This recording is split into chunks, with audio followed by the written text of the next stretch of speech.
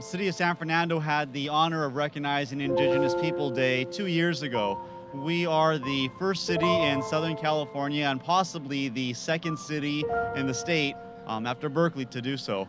For me, this day has tremendous importance. It's about us remembering our roots, our culture, and our heritage. And it's so important today more than ever because of what we see on the national level. Politics that try to erase some of the atrocities of the past. Politics that forget those who have suffered. So for me, this is also a day of remembrance, remembering the great culture that the Americas had before anyone came here, before there were any explorers. And so for all of you, I want to thank you for being part of this narrative and for making Indigenous People Day in San Fernando a great event once again. Thank you so much for your time.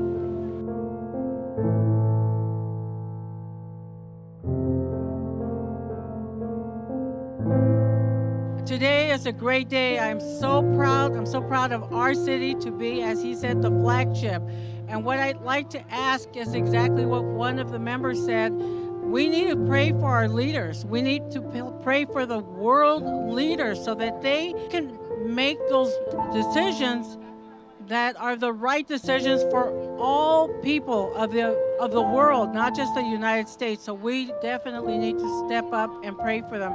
It's a great pleasure to lead the effort. I understand the City of LA just recently voted to recognize Indigenous Peoples Day, as well as, I believe, Burbank. So this is a wonderful, wonderful opportunity that we need to embrace, and we need to carry it forward to other cities.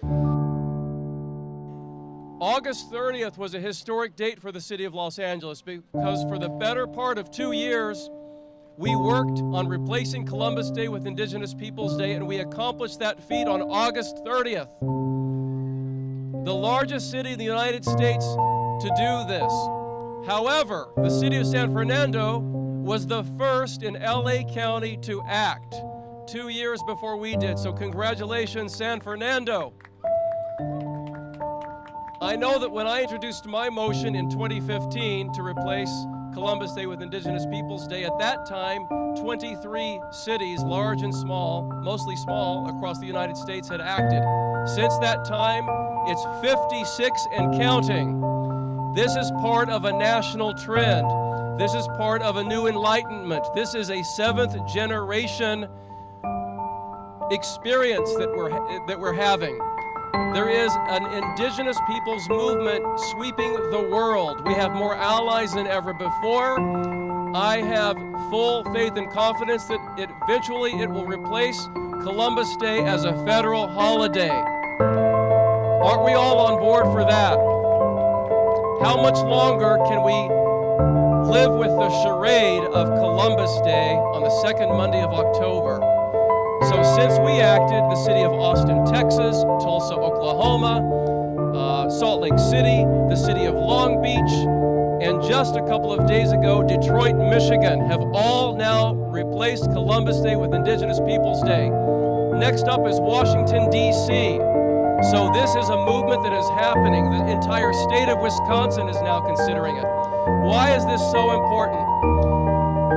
Symbolically, removing the stain of celebrating someone who was responsible for initiating the greatest genocide the world has ever known causes such harm, such psychological harm to all people, much less Native Americans and especially our youth. In the county of Los Angeles, we have a lot of work to do. 25% of Native Americans in LA County are clinically depressed. We have the highest infant mortality rate. We have the highest high school dropout rate. We have the highest rate of early death, and the list goes on and on and on. And that's what 500 years of genocide will do. So we need to stand together as never before and make this happen because symbolism is important in our culture. We all know that. We must strive for that new day. Native America lives on, and we can emerge from this stronger than ever before. We owe it to the spirits, we owe it to the ancestors whose blood is coursing through our veins. That is our commitment to one another, and that is our commitment to making this a more perfect union.